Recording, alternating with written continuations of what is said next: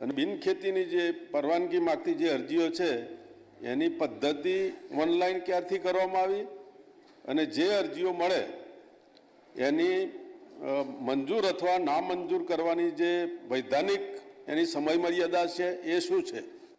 માન્ય અધ્યક્ષશ્રી, માન્ય સભ્યશ્રીએ જે તે પૂછ્યું છે કે ગુજરાત રાજ્યમાં માન્ય અધ્યક્ષશ્રી ડિજિટલ ટેકનોલોજીનો માધ્યમથી નાગરિકો અને કર્મચારીઓનો સીધો સંપર્ક વિના માન્ય અધ્યક્ષશ્રી આપણે સેવા આપી શકાય, છેવાડાના માનવી સુધી એ પહોંચી શકાય એ પ્રમાણે માન્ય અધ્યક્ષશ્રી મહેસૂલી સેવા ઓરા પોર્ટલ પર ઓનલાઈન માન્ય અધ્યક્ષશ્રી સરળ, ઝડપી અને પારદર્શકતા માન્ય અધ્યક્ષશ્રી આવી છે.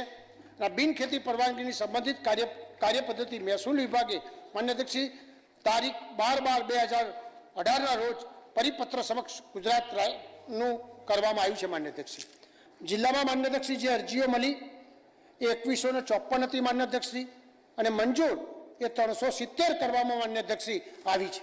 એમ બિનખેતી પરવાનગી આપવાની વિધાનિક સમય મર્યાદા 90 દિવસની હોય છે માન્ય અધ્યક્ષશ્રી, પરંતુ સેન્ટ્રલ PSO યુનિટ સચિવાલય દ્વારા માન્ય અધ્યક્ષશ્રી અરજીની પૂર્ણ ચકાસણી કરી અને અરજી હેઠળ વિગતો અને મહેસૂલ રેકોર્ડ ચકાસી સમય મર્યાદા માન્ય અધ્યક્ષશ્રી નક્કી કરવામાં આવે છે. માન્ય અધ્યક્ષશ્રી ગ્રીન ચેનલ છે એ માત્ર આપણે 10 જ દિવસની અંદર નક્કી કરી દેતા હોઈએ છીએ માન્ય અધ્યક્ષશ્રી. યલો ચેનલ છે 45 દિવસ અને રેડ ચેનલ છે એ માન્ય અધ્યક્ષશ્રી 90 દિવસ. માન્ય શ્રી PC બરંડા. માન્ય અધ્યક્ષશ્રી, બિનખેતી પરવાનગીની અરજી સાથે અરજદારશ્રીએ કેટલા આધાર પુરાવા જોડવામાં આવે છે? જે બિનખેતી પરવાનગી માટે વસૂલાતમાં આવતી પ્રોસેસ ફી કેટલી હોય છે અને જે અરજીઓ નામંજૂર કરવામાં આવી છે તો ફરીથી અરજી એક્ટિવ કરવા માટે કેટલી ફી લેવામાં આવે છે? માન્ય અધ્યક્ષશ્રી, બિનખેતી પરવાનગીની અરજી અરજદાર દ્વારા માત્ર નિયત એક નમૂનાનું અરજી ફોર્મ બનાવ્યું છે માન્ય અધ્યક્ષશ્રી, એની અંદર આપણે ભરીએ અને સ્વ ઘોષણાપત્રક જોડવાનું માન્ય અધ્યક્ષશ્રી માત્ર રહે છે. મને કે બિનખેતીની પરવાનગી માગણીવાળી જમીન ક્ષેત્રફળ આધારિત 50 પૈસા માન્ય અધ્યક્ષશ્રી ચોરસ મીટરે આપણે પ્રોસેસ વસૂલ કરવામાં આવે છે અને એકવાર માન્ય અધ્યક્ષશ્રી દફતરે કરી અને બિનખેતી પરવાનગીની અરજી પૂર્ણ કરવા માટે માત્ર 10 પૈસા જ માન્ય અધ્યક્ષશ્રી આપણે એમની પાસેથી લઈએ છીએ અને એ રીતે એ પૂર્ણ અરજી ચાલુ થઈ જાય. માન્ય શ્રી શૈલેષભાઈ પરમાર. માન્ય અધ્યક્ષશ્રી, માન્ય મંત્રીશ્રી પાસે જાણવું છે કે 2154 અરજીઓની જે અરજીઓ આવી એમાં 1370 અરજીઓને મંજૂર કરવામાં આવી.